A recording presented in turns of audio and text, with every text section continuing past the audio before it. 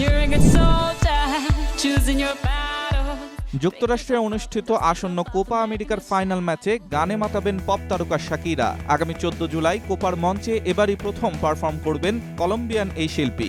মার্কিন ফুটবল নিয়ন্ত্রক সংস্থা কনমেবল এর বরাত দিয়ে এ তথ্য জানিয়েছে সংবাদ মাধ্যম টাইমস অফ ইন্ডিয়া। খবরে বলা হয়েছে, যুক্তরাষ্ট্রের মিয়ামি হার্ড রক স্টেডিয়ামে অনুষ্ঠিত হতে যাচ্ছে কোপা আমেরিকার ফাইনাল ম্যাচ, আর সেখানেই প্রায় 54,000 লোকের সামনে মঞ্চ মাতাবেন শাকিরা।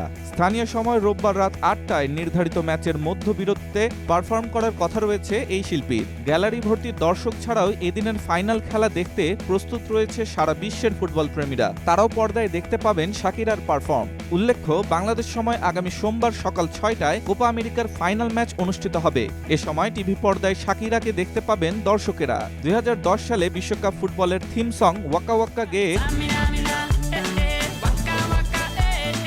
বিশ্বজুড়ে ব্যাপক জনপ্রিয়তা লাভ করেন শাকিরা। গানটি এখনও ফুটবল প্রেমীদের মুখে মুখে। ডেস্ক রিপোর্ট, স্টার সংবাদ।